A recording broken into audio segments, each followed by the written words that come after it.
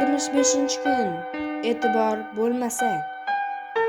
Bir kishining go'zal bog'i bor edi.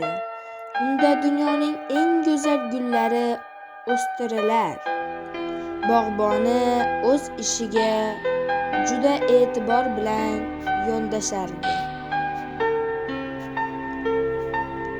Bog' butun mamlakatda nom chiqargan, go'zalligi bilan hammani maftun qilgan edi.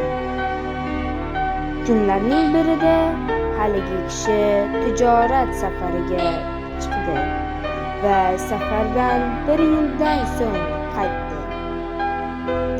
Uyga qaytgach, hordiq chiqarish uchun bog' tomonga shoshdi.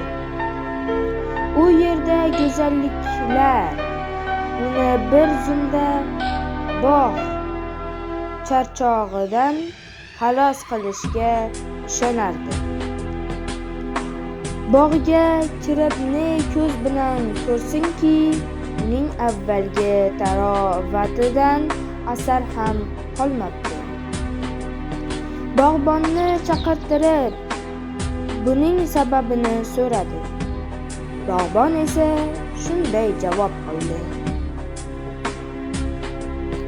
"Xo'jayin, siz borligingizda har kun bu yerga kelar, bog'ni ko'rib undan bahramand bo'lardingiz.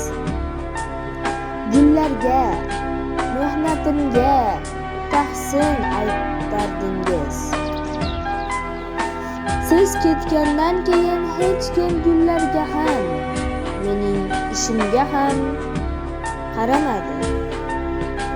Men ham gullarga e'tibor bermadim. Mana, endi natijasi shu bo'ldi.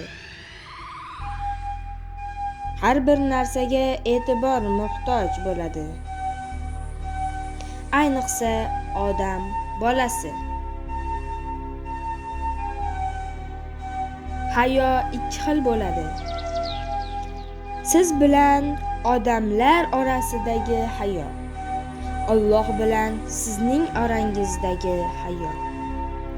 Odamlar bilan sizning o'rtangizdagi hayo qarash halol bo'lmagan narsalardan ko'zingizni to'sishingizdir. Siz bilan Alloh orasidagi hayo Allohning ne'matlarini bilmog'ingiz va so'ngra unga gunoh qilishdan uyalishingizdir. Abu Lays Samarqandiy.